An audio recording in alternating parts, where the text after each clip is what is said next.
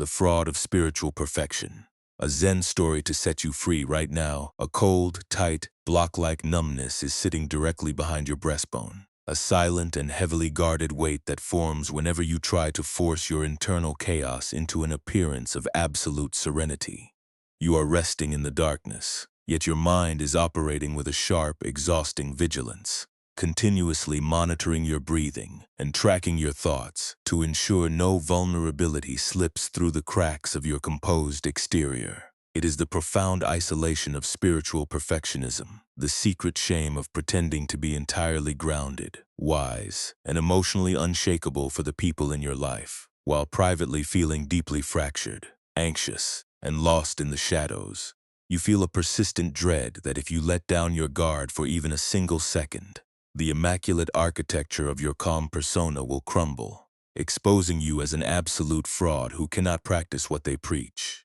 The environment around your bed has begun to change as the late hours deepen. The sharp scent of dried cedar needles and the faint, bitter aroma of cold hearth smoke filtering through the gaps in the wooden window shutters. Outside, a chilly night wind sweeps across an uneven slate quarry at the edge of the property, creating a low, hollow whistle that accentuates the stark dryness of your room. Within this dim space, you are completely shielded from the eyes of the world, yet your chest remains locked in a rigid, structural defensive posture, still trying to intellectualize away your pain, instead of allowing your body to feel its natural fatigue. You might find yourself judging your own racing thoughts, using the very language of mindfulness to scold your heart for its inability to find immediate, spotless stillness in the dark. Please know, dear friend, that you are not broken, and the internal noise you are desperately trying to suppress tonight is not a spiritual failure or a sign of weakness.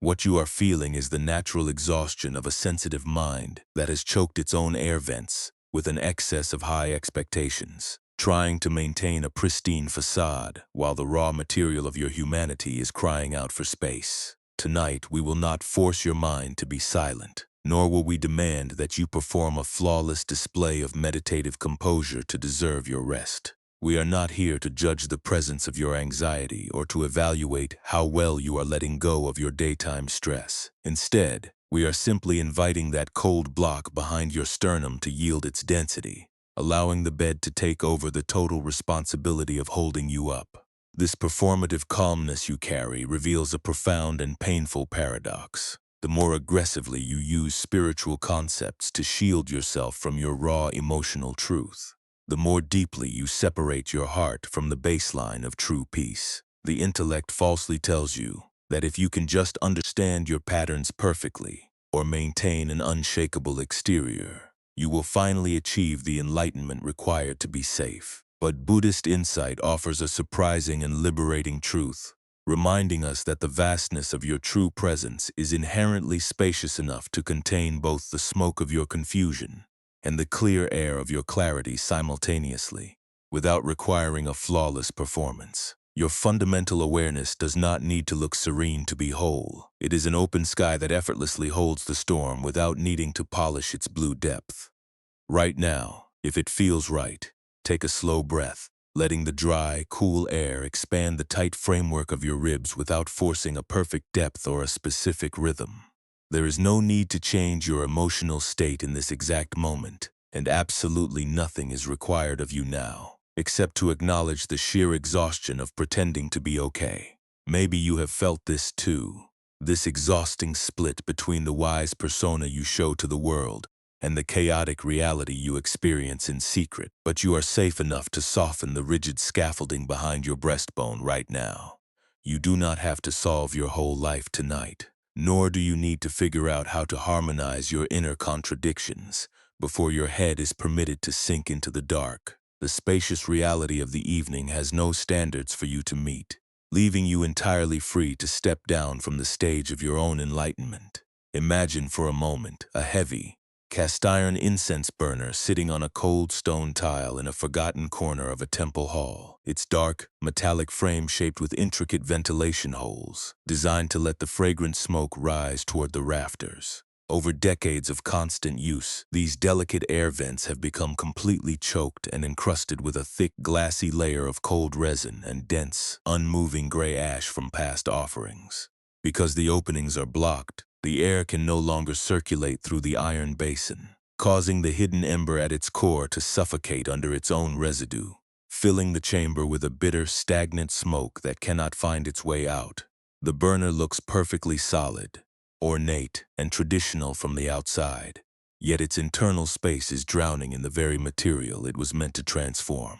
This is exactly how your inner landscape becomes paralyzed when you use the high standards of perfectionism to block the natural circulation of your raw emotions, smothering your awareness beneath the ash of unvoiced anxiety. The tightness in your chest is not a sign that your spiritual core has been ruined. It is simply the indicator that your internal vents have been temporarily closed by the pressure to appear immaculate. Untangling this knot requires no strenuous mental discipline, no academic formulas, and no aggressive purification. It requires only the willingness to empty the basin of its performative weight. In a moment, we will explore this hidden struggle through the journey of a disciplined head monk who believed his mind had to be completely spotless to be worthy of his robes. His transformation did not arrive by polishing his mask, but by discovering a rough, twisted space where his confusion could finally breathe. Let your posture loosen completely into the mattress as we travel to a sterile temple library where the dry scrape of stone on stone echoes through the dark. Deep within the sterile, freezing shadow of the great temple library, where the dry smell of old pine soot and aged mulberry paper hung heavy between the cedar pillars, a head monk named Kazuki lived in a state of silent, unyielding paralysis. He was responsible for teaching the young novices the intricate mechanics of impeccable mindfulness, and his public posture was regarded as completely flawless. His spine always rose with absolute straightness. His robes were meticulously pinned, and his face never betrayed a single flicker of human irritation. Yet behind this pristine, immaculately swept facade, Kazuki's mind was spinning with a cold, frantic current of hidden panic. He felt like an absolute fraud, spending his private Latinite hours replaying his minor lapses in concentration, his hidden waves of grief, and a persistent, knot-like numbness that remained anchored directly behind his sternum.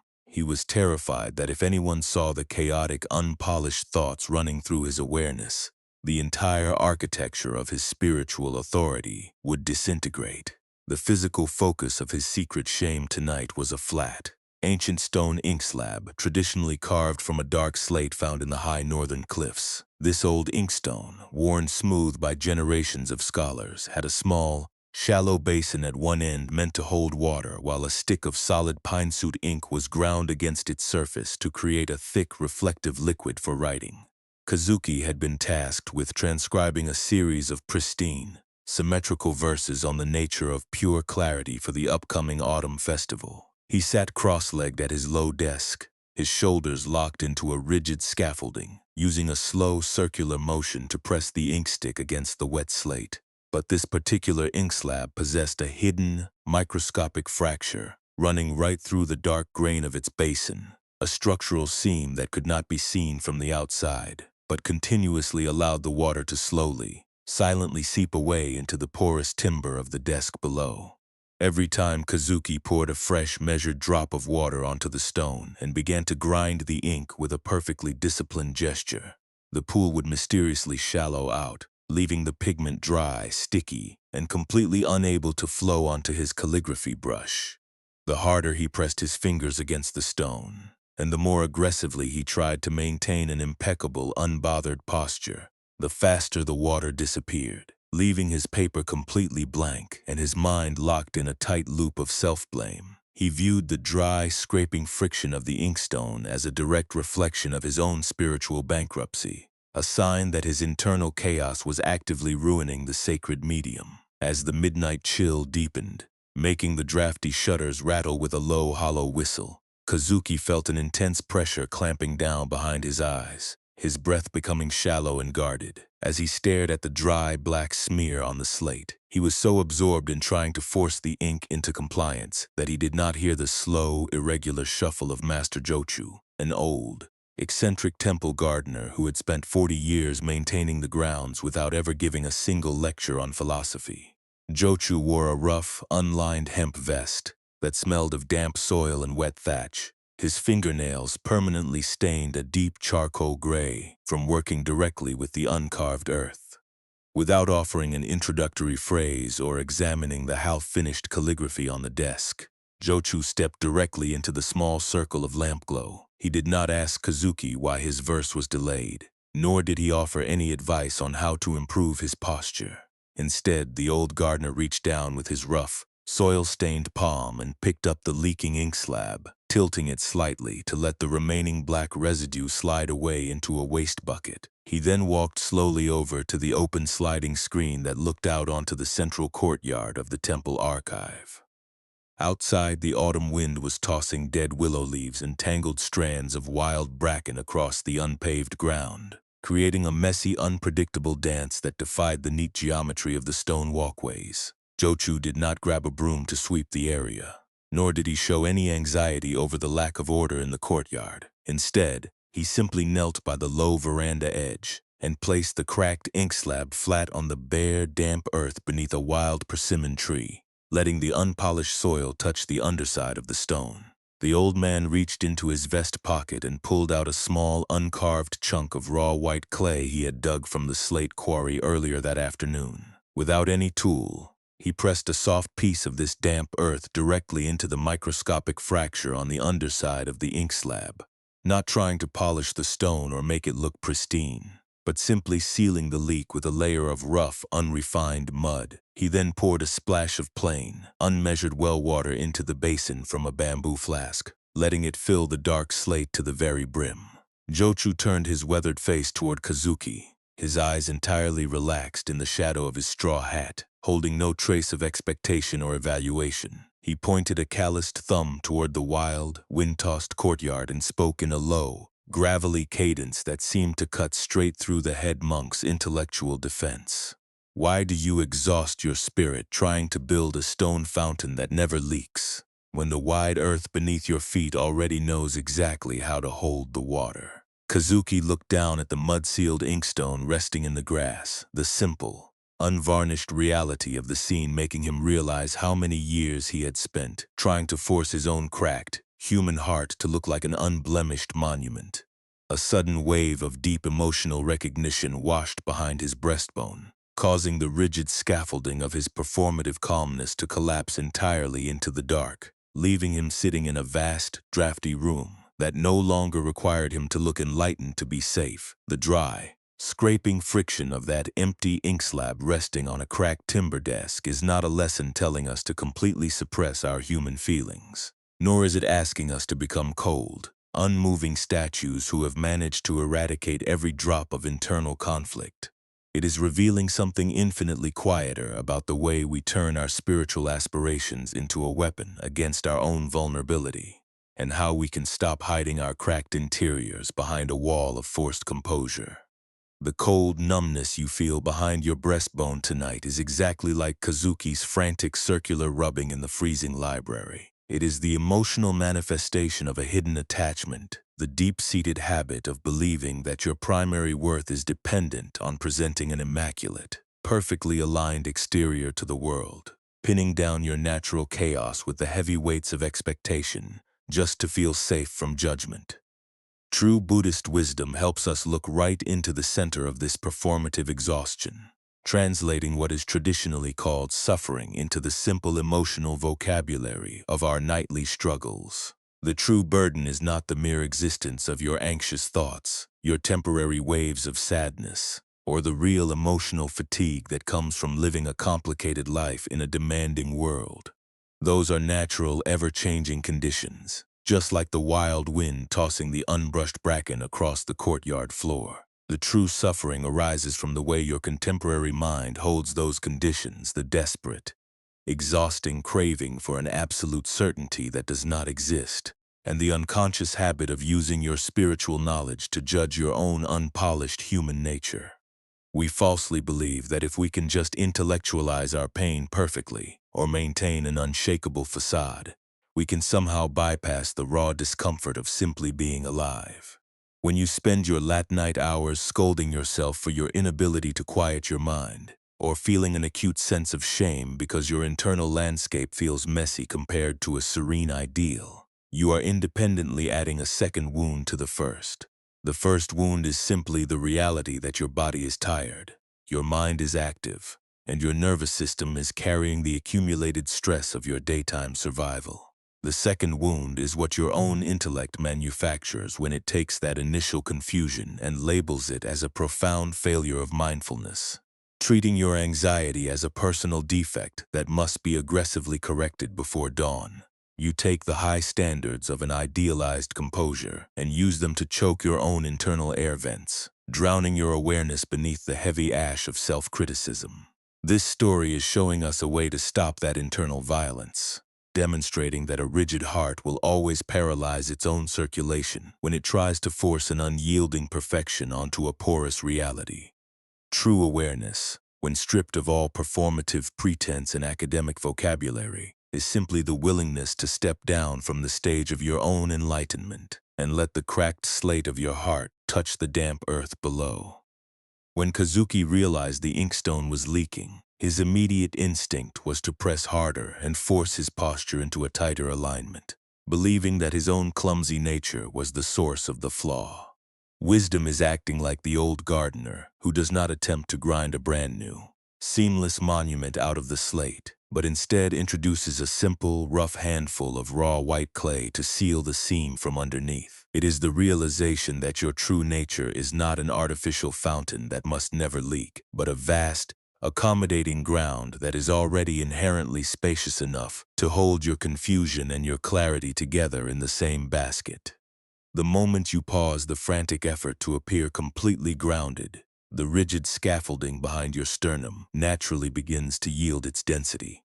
This quiet path brings us into direct alignment with a deeper sense of compassion, which is the warm, protective kindness that allows your mind to be uneven without assuming that your core self has been fractured. You do not need to construct a flawless philosophy of mindfulness or maintain an unshakable facade of peace before you are permitted to close your eyes and find rest tonight. Compassion is the realization that you can live fully within your unpolished, changing humanness, allowing your internal pool to shallow out occasionally, without treating the dry space as an absolute disaster. The old master did not demand that Kazuki rewrite his verses, or pretend the microscopic fracture did not exist. He simply showed him that true alignment is found by letting the unvarnished earth take over the burden of holding the water, leaving your spirit entirely free to breathe within its own unique contour. If it feels right to you at this moment, let your attention gently slide away from the intellectual commentary running through your mind and rest completely within the immediate environment of your room. There is absolutely no need to force a sudden state of profound stillness or to approach your relaxation as if it were another high standard that you must successfully meet before dawn.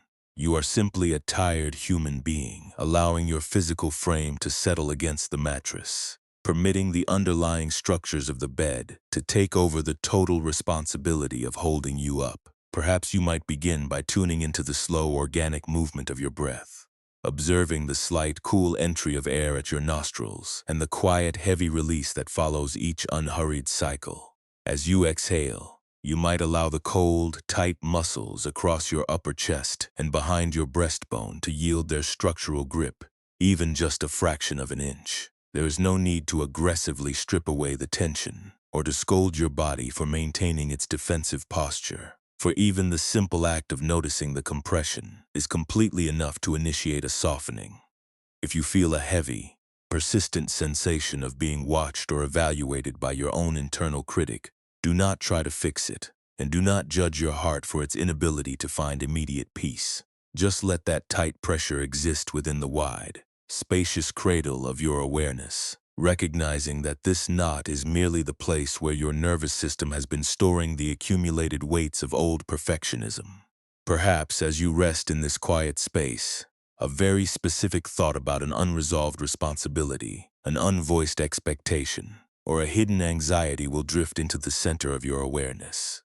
When it arrives, there is no need to follow it down into the dark, familiar loops of overthinking, and you do not have to fight it to prove your spiritual strength.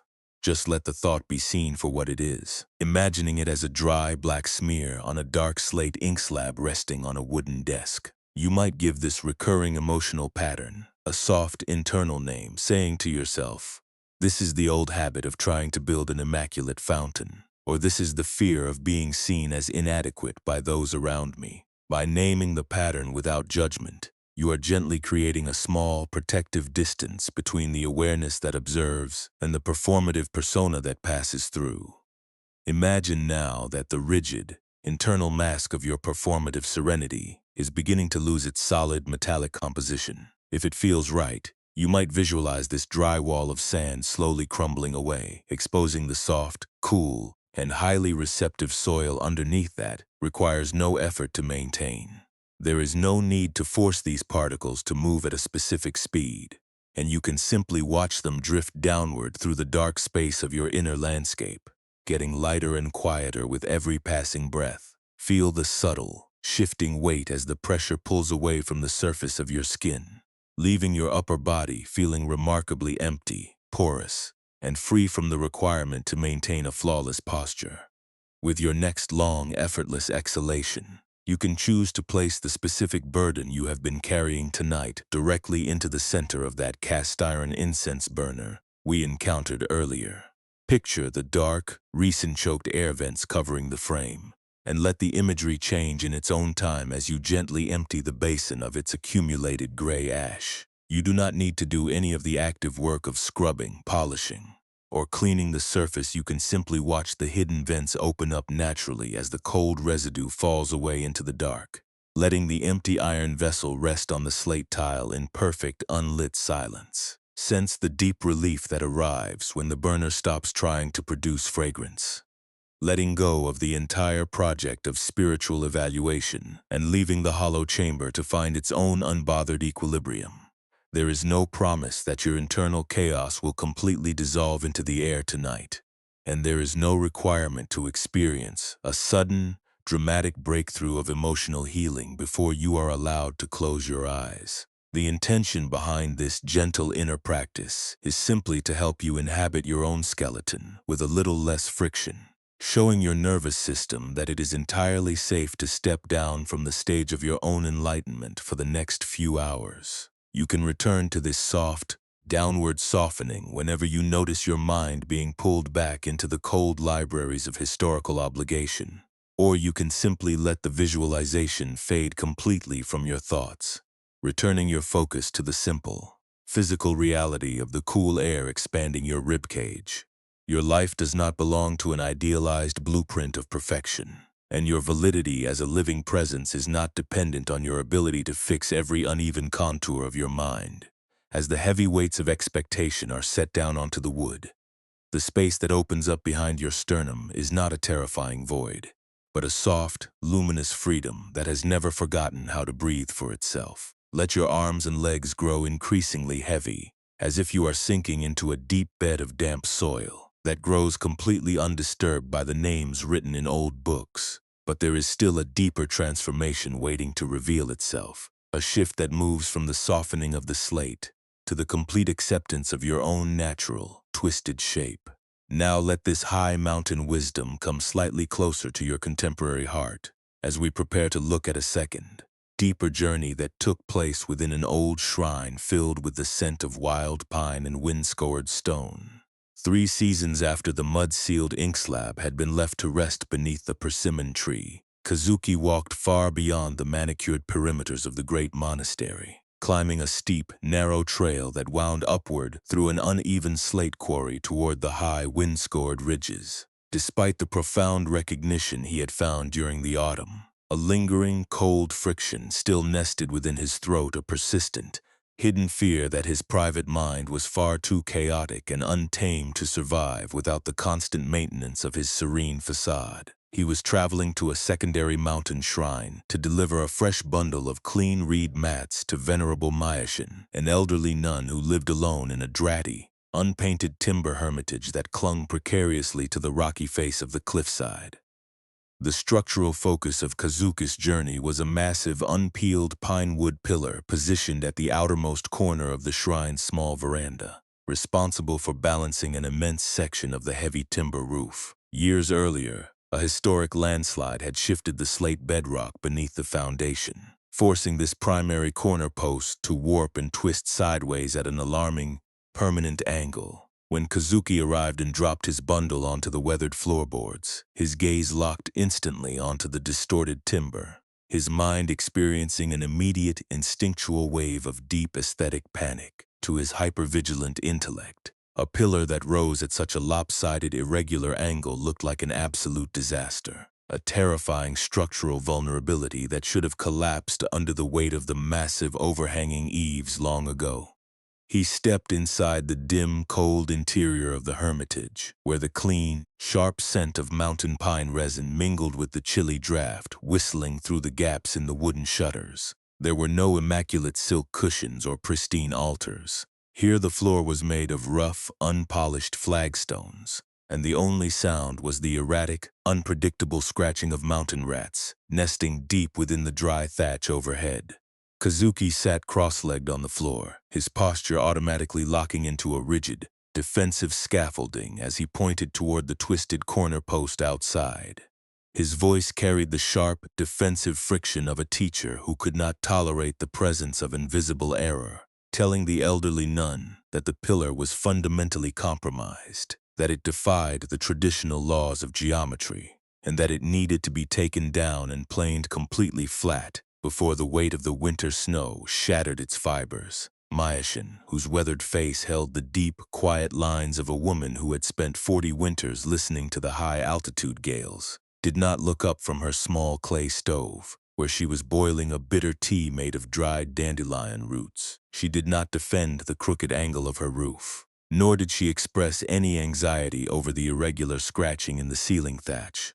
Moving with a slow, grounded deliberation, she lifted a cracked ceramic cup and placed it directly onto the low wooden floor between them, allowing the dark, steaming liquid to ripple in the cold draft. She did not offer an analytical explanation. She simply sat quietly in the center of the draft, her breathing remaining entirely horizontal and unhurried as the wind rattled the window frames. Kazuki felt a massive wave of internal resistance rising behind his breastbone, his intellect spinning with a frantic, desperate urge to correct the crookedness of the timber. Convinced that leaving a twisted pillar unamended was a betrayal of basic safety and discipline, he wanted to argue, to quote the precise architectural texts of the great masters, to find a way to force the rough pine wood back into a straight line through the sheer power of his logic. His mind began to aggressively rehearse a future scenario, where a heavy winter storm would inevitably snap the warped post, burying the old nun beneath a mountain of broken tiles and tattered beams. He was treating his own frantic, catastrophizing thoughts as an absolute, unshakable truth that had to be acted upon immediately to prevent an impending tragedy. But as Mayashin remained completely still, her eyes calmly watching the small curl of steam rise from the cracked cup, without making the slightest move to sweep away the dust or quiet the scratching in the roof, Kazuki experienced a sudden, microshift within his own chest. He caught himself mid-sentence, his jaw loosening as he took a long, slow breath of the cold pine air, making a conscious, deliberate choice to stop treating his own spinning anxiety as an absolute reality. Instead of fighting the lopsidedness of the room, he forced himself to simply sit with the uncomfortable uncertainty of the tilted structure, observing the way his own nervous system was manufacturing a second, far more painful wound out of a condition that had already existed safely for 20 years. He looked back out at the unpeeled pine pillar, and for the first time, he noticed how the great tree trunk had adapted to the shifting of the mountain, its twisted fibers holding the immense torque of the roof with an organic, resilient strength that a rigid, perfectly straight post could never have sustained. The pillar had not become magically perfect or straight. It remained rough, knotted, and visibly crooked, yet it balanced its corner of the massive roof with an effortless, unpolished grace that required no artificial alignment. It had survived the landslide precisely because it possessed the capacity to tilt with the landscape rather than breaking against the stone. The transformation did not change a single line of the wooden shrine, it changed the entire way. Kazuki related to the unpolished chaos within his own heart. He looked at the crooked pillar and realized that his own anxious, fractured awareness was exactly like this piece of unpeeled pine, warped by the difficult terrains of his life, marked by the deep knots of his private struggles, yet inherently whole, functional, and completely capable of holding up its portion of the universe without needing to be planed down into someone else's definition of symmetry. He stopped the lifelong habit of trying to purify his internal space, choosing instead to sit comfortably within the drafts of the mountain hermitage, no longer running from the presence of his own confusion, but allowing his spirit to lean exactly where the earth dictated. This quiet integration beneath the warped cedar rafters of the cliffside hermitage lays bare the exact internal grid that keeps your own mind pacing in a state of high structural hypervigilance tonight. When you observe that unpeeled pine pillar, twisted by the landslide yet sustaining the total weight of the roof with complete integrity, you are looking directly at the anatomy of your own performative suffering. The great delusion of spiritual perfectionism is the belief that to be safe, valid, and worthy of existence, your inner landscape must resemble a mathematically straight, perfectly planed column that never wavers, never cracks, and never harbors a single stray thought of panic. We treat our internal noise not as a passing natural event, but as a catastrophic failure of discipline, turning the simple presence of our human exhaustion into an absolute proof that we are living a lie. The engine that drives this Latinite paralysis is a frantic, unconscious craving for an absolute control that the changing universe cannot provide. When you lie awake in the dark, your intellect spends its vital energy aggressively rehearsing future encounters and replaying past conversations, trying to figure out exactly how to present an unblemished facade that will protect you from the possibility of disapproval. You take the high standards of a pristine mindfulness and turn them into a tool of deep self-judgment, scolding your chest for its tight breathing and hiding your authentic confusion behind a forced, artificial serenity. This constant effort to fix yourself through shame creates a profound split in your consciousness, forcing you to carry a double identity: the wise, composed teacher you show to the world, and the shivering, anxious fraud you believe yourself to be when the lamps are extinguished. By illuminating this mechanical process, the relationship you hold with your own internal chaos begins to undergo a profound, comforting transformation. Buddhist wisdom cuts through all academic complexity by dividing our emotional experience into two distinct dimensions: the initial pain that life naturally brings to our body, and the secondary suffering that our own mind independently adds through its resistance to reality. The first pain consists of the raw, unpolished conditions of your current existence, the physical tiredness behind your eyes, the natural waves of sadness that follow an emotional loss, and the sudden, unprovoked spikes of adrenaline that pass through a hyperreactive nervous system. These are the elements that you cannot always control, change, or anticipate, as they are part of the changing weather of a sensitive human vehicle. The second pain, however, is the cold, tight, block-like numbness that solidifies behind your sternum, when your intellect refuses to let that initial confusion simply exist without a fierce interrogation. The second pain is what happens when you treat a single anxious thought as an absolute truth that must be solved before dawn, or when you use spiritual concepts to shame your heart for feeling frightened in a world that is inherently unpredictable. When you spend your midnight hours trying to plane down the natural knots of your mind, you are actively feeding the second pain with your own hypervigilant attention, mistaking the crookedness of your current timber for a structural failure of your entire soul. You are trying to build an immaculate, unbending fountain out of a slate stone that was always meant to be porous, open, and resting against the damp earth. True peace, when encountered in the deep space of the night, is never the absolute absence of difficulty, nor is it a sterile state of enlightenment where no chaotic thoughts ever cross the threshold of your awareness. Peace is found by establishing a fundamentally different relationship with that difficulty when it arrives, learning to sit comfortably within the drafts of your own mind without needing to purify the space. You do not have to force your internal noise to become perfectly silent to deserve your rest tonight. And you do not need to correct the lopsided alignment of your life before your head is permitted to find its home in the dark. The moment you pause the frantic, performative effort to look entirely grounded, the rigid scaffolding behind your breastbone naturally relinquishes its density, allowing your attention to pool deeply in the center of your resting frame. You discover that your true, luminous presence is like that twisted pine pillar, inherently whole, deeply resilient, and entirely capable of balancing its corner of the universe, precisely because it possesses the capacity to tilt with the landscape, rather than breaking against the rock. The deep, unified stream of your awareness is moving safely beneath the performative static at this very moment, completely uncompromised by the high expectations you have placed upon your chest, waiting only for you to empty the basin of its performative weight and trust the dark slate of the evening to hold you up. This mountain shrine wisdom, pulled from wind-scored stone and the raw grain of an unpeeled pine pillar, is not a collection of beautiful concepts meant to be stored away in a quiet corner of your intellect, existing only while you listen to a steady voice in the darkness. It is a soft, practical cadence designed to be carried directly into the noisy, unpolished friction of your contemporary afternoon.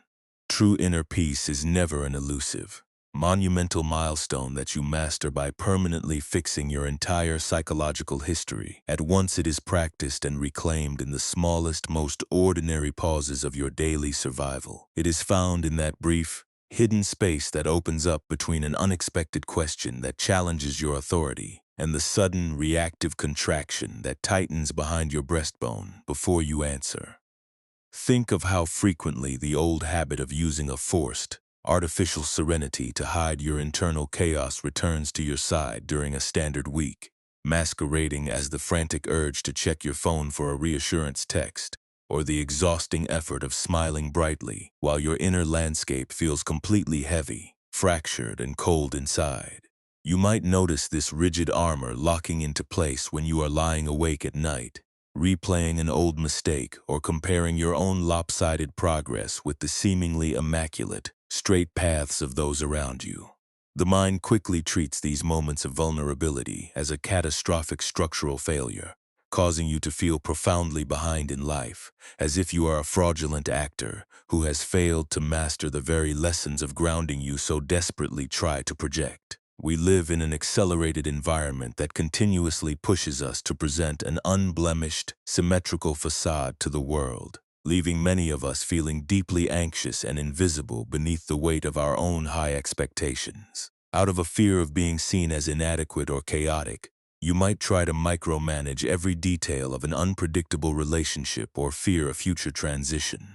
Using the very language of mindfulness to judge your own panic attacks, you treat your own sensitive heart as a leaking ink slab that must be aggressively forced into absolute compliance, convincing yourself that you must earn your right to absolute rest by first achieving a spotless state of meditative composure that leaves no room for raw, unpolished human feelings. But Buddhist insight gently invites you to step down from the stage of your own enlightenment tomorrow, showing you that a single breath before answering a demanding message is a profound form of living wisdom that requires no academic pretense. You do not need to reshape your entire life into a straight column to be worthy of your space on this earth, and you can care deeply about your work and the people you love without gripping their approval so tightly that your own skeleton remains in a state of constant defensive tension. Not every hypervigilant thought that crosses your mind deserves your absolute obedience, and not every fluttering feeling of insufficiency is an unshakable command that must be solved before dawn. You can rest without earning it first, letting go of the performative need to appear wise and allowing your unrefined clay to simply touch the ground. The next time you find yourself wanting rest, but feeling an acute wave of guilt for resting, remember that the vastness of your true presence carries an innate capacity to hold both your clarity and your confusion together in the same wide basket, without requiring a flawless display of peace. This practical shift in your daily habit does not mean the erratic noises of your modern schedule will suddenly lose their complexity. It means you become a far more porous, resilient, and unbothered presence within your own skin, because your fundamental safety is no longer dependent on keeping your internal air vents blocked by an excess of pride. You are entirely permitted to let the world move on without your perfect supervision for the next few hours, letting go of the tweezers of your analytical thoughts and allowing your physical frame to sink into the heavy gravity of the evening. Let this realization soften the remaining scaffolding behind your sternum as the room around you grows increasingly cool, preparing your awareness to dissolve completely into the unlit source of the dark night. The chill mountain wind that swept across the slate quarry all evening has finally died away, leaving the drafty wooden shutters of your room completely still and silent in the late midnight air. The cold, tight, block-like numbness that was anchoring itself behind your breastbone has lost its last remaining density, leaving nothing but a vast, porous emptiness where the rigid defensive armor used to live. Your body feels immensely heavy against the linen, sinking steadily into the unyielding foundation of the mattress, as if your entire skeleton is finally relinquishing its long, performative vigil against the possibility of being seen as unpolished. You do not need to hold up the immaculate architecture of a serene facade. For the remainder of this night, you are entirely permitted to let the heavy, tensed scaffolding of your expectations collapse into the quiet earth. Let your breathing become an absolute whisper, a shallow and completely effortless tide that requires no tracking, no alignment, and no intellectual intervention from your tired heart. The heavy cast-iron incense burner that was choked with decades of cold resin and dense ash is resting completely empty upon its slate tile in the darkness, its intricate ventilation holes cleared of all old debris. The bitter, stagnant smoke of self-criticism has drifted out through the cracks in the wood, leaving the hollow iron chamber to cool down entirely, reflecting only the silent dark of the overhead rafters. The internal space behind your sternum is completely unmapped, completely unlit, and entirely free from the requirement to produce a beautiful fragrance for the world outside. You can stop trying to force the dry black smear on the inkstone to dissolve tonight. The cracked slate has been set down onto the damp earth beneath the wild persimmon tree, and there are no pristine verses left to transcribe, no spiritual standards to meet, and no internal chaos to purify with the frantic labor of your intellect. The unpeeled pine pillar outside the mountain hermitage has found its own unique lopsided balance, holding up its section of the heavy timber roof with a crooked resilience that requires no correction from your mind. You do not have to harmonize the erratic contradictions of your life before your eyes can close, because the true, luminous sky of your awareness has never once been compromised by the passing storms of your confusion. Sink down deeper into the stillness, letting the tiny muscles around your jaw go entirely slack, letting the weight of your limbs dissolve into the mattress like rough white clay softening beneath a single splash of unmeasured well water. The wild bracken in the overgrown meadow is resting in the midnight fog, spreading its loose, asymmetrical strands toward the dark sky without a single thought of order, completely content to lean exactly where the landscape dictates. You are returning home to an undivided baseline of presence that existed long before you ever learned to hide your vulnerability behind a wise persona, or turn a temporary state of anxiety into a fixed personal identity. This spacious ground is your original sanctuary, a timeless expanse that asks for no perfection, requires no immaculate blaze of mindfulness, and demands no straight columns to grant you rest. Allow yourself to slide completely beneath the cool, dark waters of this dreamless rest, letting your name, your history, and your performative pride dissolve like fine soot washing clean from the face of an old stone. The low, rhythmic roar of the wood-fired kiln has completely died away, leaving only the soft, cooling silence of the mountain ridge to soothe the rough knots of your being. You have full permission to leave your entire spiritual journey, completely unmanaged and uncorrected until the sun climbs over the eastern cliffs, trusting the heavy, uncarved structure of your body to hold its own weight without your assistance. Let your mind go entirely dark, letting your soul drift down into the boundless unlit quiet, where you are already completely safe, completely unfragmented, and perfectly at peace. When the performative mask finally crumbles away into the dark soil, who is the one left resting when there is no longer an audience to convince? It is the formless, unburdened presence that was always there, waiting behind the curtain of your effort, entirely complete long before you ever attempted to craft a wise or tranquil reputation. The analytical mind spent its daylight hours operating under the deep delusion that it was solely responsible for holding your life upright, acting like a frantic builder trying to plane down every natural knot in an unpeeled pillar to keep the roof from falling. But when you abandon the project of self-correction and sink completely into the dark space of this room, you begin to see that the awareness holding your breath is like the deep space of the valley itself. It does not lose its fundamental vastness just because a cloud of raw, unpolished human anxiety passes through its contours, nor does it require a perfectly straight design to find its ultimate purpose. The performative pressures and hidden doubts that tightened across your upper shoulders today were merely temporary ripples on the surface of a deep well that remains completely still, cool, and undisturbed in its quietest depths.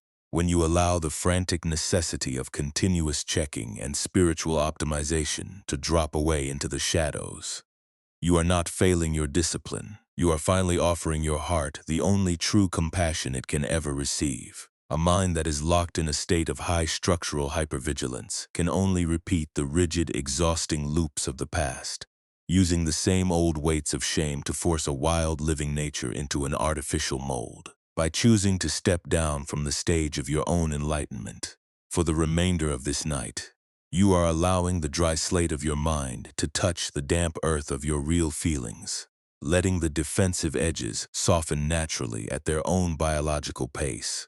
You are discovering that you do not need to tarnish your relationship with the present moment to prove your devotion to a serene ideal, because your fundamental validity as a living presence is already completely independent of any standard written before your birth. Let your exhalations become even longer, softer, and more thoroughly unhurried, a quiet biological tide that fills your bedding with a sense of absolute safety and unbothered comfort. The lingering gray static that was vibrating across your forehead has lost its fuel completely, drying up like a patch of wet clay under the gentle warmth of an evening fire, leaving your temples feeling cool, wide, and entirely spacious. You do not have to prove that you are an exceptionally mindful or grounded student to deserve the comfort of this stillness. And you do not need to figure out a perfect formula for your upcoming responsibilities before your brain is permitted to drop its guard. The dark night accepts you exactly as you are, in this moment unpolished, tired, and beautifully incomplete, asking for nothing but your willingness to stop the labor of management and trust the natural gravity of your body to carry you down into the dark. Feel the immense, stabilizing weight that settles into your limbs as you release the very last illusion that your life is an intricate network of intellectual ledgers that must be continuously mended, propped up, or balanced to prevent a structural failure. The cool night air that circulates around your room tonight does not keep a record of your perceived inadequacies, the spiritual concepts you struggled to embody, or the moments where you felt too heavy inside to maintain a cheerful exterior for those around you. The darkness is an ancient, non-judgmental sanctuary that wraps its arms completely around your exhaustion, offering you a timeless shelter where your name, your history, and your cognitive fatigue can all be gently laid down like an unpolished iron vessel left on a cold stone floor. You are entirely permitted to let the world move on without your perfect supervision for the next few hours, letting go of the need to fix your mind and allowing your physical frame to merge completely with the deep, supportive ground below. The remaining echoes of your daily overstimulation are turning into faint, formless shadows now, distant like the sound of dry pine logs cracking in a hillside kiln miles away from your window pane. They float across the perimeter of your awareness without catching your grip, losing their sharp boundaries and dissolving back into the silent, supportive network of the evening. You are drifting deeper and deeper into the warm, boundless current of a dreamless rest, a spacious realm where every memory is softly forgotten, every heavy vine is lifted, and your spirit is finally beautifully at home in the quiet dark. Let yourself slide completely beneath the surface of this perfect stillness, knowing that the world will continue to turn without your supervision, and that you are already completely safe, completely unfragmented, and perfectly at peace in this vast and unfragmented stillness. The intellect finally surrenders its lifelong habit of treating your inner landscape as a problem that must be solved before you are allowed to rest. We spend so much of our waking life acting as though our awareness is a fragile house built of thin glass, a delicate structure that we must constantly shield from the raw, unpredictable winds of our real emotions. The mind tells you that if you do not continuously sweep away the dust of your anxiety, or if you allow a single crooked thought to remain uncorrected, the entire framework of your spiritual worth will shatter. But when you rest under the heavy protective canopy of the midnight hour, the deeper wisdom of your true nature invites you to see that your presence is not a fragile house at all. It is like the immense empty space of the cliffside itself, completely unaffected by the number of storms that pass through its contours, or the weight of the winter snow that settles along its ridges. The mind frequently fears that if it completely drops its hypervigilant posture, it will somehow validate its hidden flaws or lose its alignment with the pristine ideals it has fought so hard to maintain. This is the quiet delusion that feeds the second pain, the persistent internal whisper, telling you that your exhaustion is a failure of discipline, and that you must keep your shoulders rigid to prove you are committed to your own healing. But non-dual insight gently reminds you that true liberation is not born from forcing the rough, knotted timber of your mind into a perfectly straight line. True transformation arrives when you allow your own unique fibers to absorb the moisture of your actual, unpolished reality, expanding naturally and gracefully into whatever shape the landscape dictates, without a single thought of conforming to an artificial blueprint. Let your breathing expand into an even more porous horizontal rhythm, letting the air move past your throat like water sliding over the smooth granite floor of a mountain stream. The reason-choked incense burner of spiritual perfectionism has been left completely empty upon the cold stone tile, and its old, heavy ash has no power to touch the quiet reality of your presence tonight. You do not need to figure out a complex way to balance your inner contradictions before the sun breaks through the eastern trees, and you do not need to earn your right to this stillness by resolving every emotional pattern of your upbringing before your eyes can close. The universe does not ask the wild bracken in the meadow to justify its asymmetrical fronds before it is allowed to rest under the cool, soothing blanket of the mountain fog. Feel the profound, unmoving weight that settles into your limbs as you release the very last necessity to manage, repair, or defend the persona you were given to carry. The cool night air that circulates through your room does not hold a grudge against your sensitive heart, your need for a simpler rhythm, or the moments where your spirit felt too heavy to maintain a flawless exterior for the world outside. The darkness is an ancient, unmapped sanctuary that wraps its arms completely around your fatigue, offering you a timeless shelter where your name, your history, and your intellectual overstimulation can all be gently laid down like an unpolished iron weight left at the edge of a quiet, unvibrated riverbank. You are entirely permitted to let the world turn, without your supervision for the next few hours, letting go of the need to fix your mind and allowing your physical frame to merge completely with the deep, supportive ground below. The remaining echoes of your daily responsibilities are turning into faint, formless shadows now, distant like the sound of dry wood smoke dissolving into the midnight mist miles away from your window pane. They float across the perimeter of your awareness without catching your grip, losing their sharp boundaries and dissolving back into the silent, supportive network of the evening.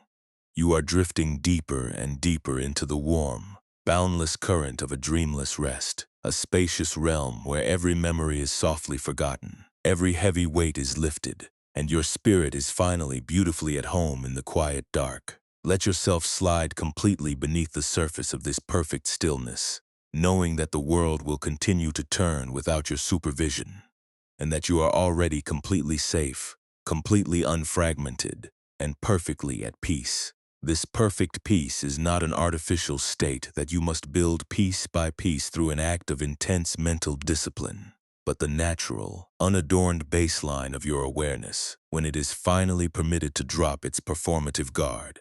The intellect frequently operates under the mistaken impression that it must act as an unrelenting gatekeeper, continuously sorting through your thoughts, filtering your emotions, and smoothing down your natural rough edges to prevent your hidden chaos from leaking out into the light.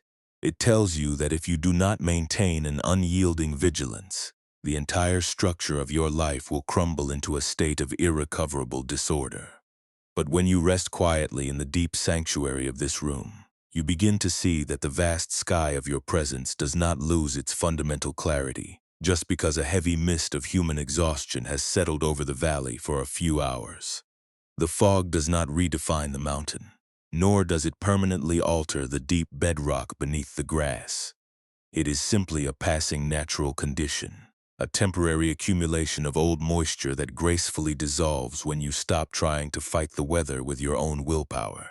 Your true unblemished nature is like the solid slate basin resting beneath the roots of the persimmon tree, entirely unaffected by the rigid, unyielding blueprints that your analytical mind has spent years trying to map out on paper, the standards you failed to meet, the unspoken expectations you felt guilty for questioning, and the deep somatic fatigue of always pretending to be completely unshakable were merely passing shadows on the surface of a reservoir that remains completely still, dark, and undisturbed in its deepest chambers. The long years you spent trying to secure a perfect reflection inside the tarnish-streaked mirror of public evaluation have not diminished your inner sanctuary by a single fraction, because the open space that holds your breath has no parameters that can be frayed by history, and no boundaries that can be broken by an excess of performative pressure.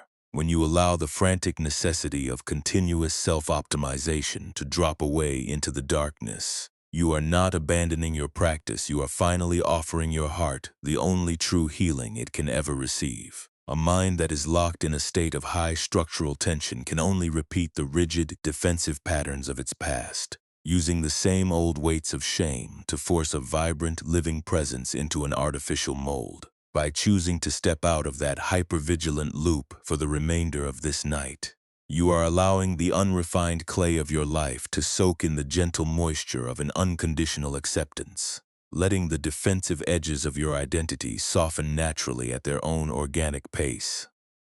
You are discovering that you do not need to compromise your relationship with the present moment to pay an ancient debt, because your fundamental value as a living presence is already completely independent of any ledger written before your birth. Let your exhalations become even longer, softer, and more thoroughly unhurried, a quiet biological tide that fills your bedding with a sense of absolute safety and unbothered comfort. The remaining gray static that was vibrating across your forehead has lost its fuel completely, drying up like a patch of wet clay under the gentle warmth of an evening fire, leaving your temples feeling cool, wide, and entirely spacious. You do not have to prove that you are an exceptionally mindful or grounded student to deserve the comfort of this stillness. And you do not need to figure out a perfect formula for your upcoming responsibilities before your brain is permitted to drop its guard. The dark night accepts you exactly as you are in this moment, unpolished, tired, and beautifully incomplete, asking for nothing but your willingness to stop the labor of management and trust the natural structure of your body to carry you down into the dark. Feel the immense, stabilizing weight that settles into your limbs as you release the very last illusion that your life is an intricate network of intellectual ledgers that must be continuously mended, propped up, or balanced to prevent a structural failure. The cool night air that circulates around your room tonight does not keep a record of your perceived inadequacies, the spiritual concepts you struggled to embody, or the moments where you felt too heavy inside to maintain a cheerful exterior for those around you. The darkness is an ancient, non-judgmental sanctuary that wraps its arms completely around your exhaustion, offering you a timeless shelter where your name, your history, and your cognitive fatigue can all be gently laid down like an unpolished iron vessel left on a cold stone floor. You are entirely permitted to let the world move on without your perfect supervision for the next few hours. Letting go of the need to fix your mind and allowing your physical frame to merge completely with the deep, supportive ground below. The remaining echoes of your daily overstimulation are turning into faint, formless shadows now, distant like the sound of dry pine logs cracking in a hillside kiln miles away from your window pane. They float across the perimeter of your awareness, without catching your grip, losing their sharp boundaries and dissolving back into the silent, supportive network of the evening. You are drifting deeper and deeper into the warm, boundless current of a dreamless rest, a spacious realm where every memory is softly forgotten, every heavy vine is lifted, and your spirit is finally, beautifully at home in the quiet dark. Let yourself slide completely beneath the surface of this perfect stillness, knowing that the world will continue to turn without your supervision, and that you are already completely safe, completely unfragmented, and perfectly at peace. In this deep and unvibrated safety, the mind finally lets go of its ancient habit of tracing the family line to find its current value, realizing that the light within you has never been dependent on the clarity of those who came before. We spend so much of our waking life acting as though our consciousness is in a state we must constantly defend, an inherited piece of property filled with the unresolved debts and structural cracks of our parents' unlived desires. But when you rest under the heavy protective canopy of the midnight hour, the intellect is invited to see that your awareness is not a house built by human hands at all.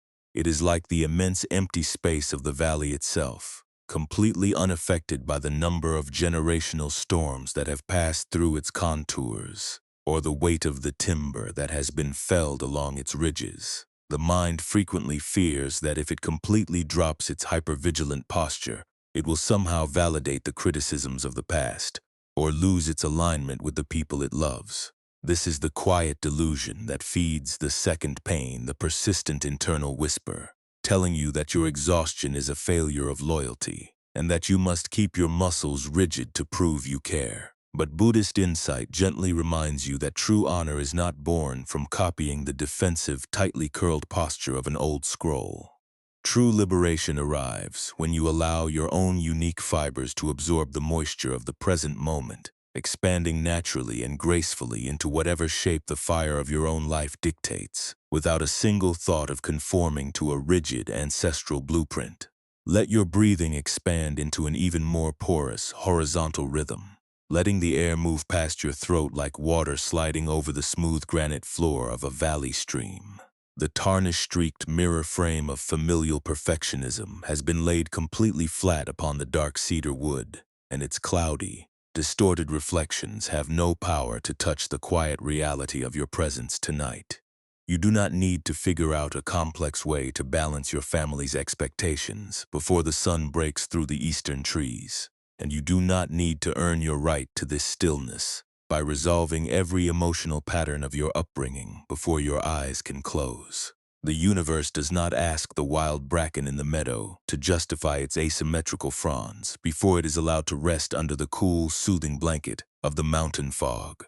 Feel the profound, unmoving weight that settles into your limbs as you release the very last necessity to manage, repair, or defend the historical legacy you were given to carry. The cool night air that circulates through your room does not hold a grudge against your sensitive heart, your need for a simpler lifestyle, or the moments where your spirit felt too heavy to maintain a flawless exterior for the world outside. The darkness is an ancient, unmapped sanctuary that wraps its arms completely around your fatigue, offering you a timeless shelter where your name, your history, and your generational overstimulation can all be gently laid down like an unpolished iron weight left at the edge of a quiet, unvibrated riverbank. You are entirely permitted to let the world turn without your supervision for the next few hours, letting go of the need to fix your lineage and allowing your physical frame to merge completely with the deep, supportive ground below. The remaining echoes of your daily responsibilities are turning into faint, formless shadows now, distant like the sound of dry wood smoke dissolving into the midnight mist miles away from your window pane.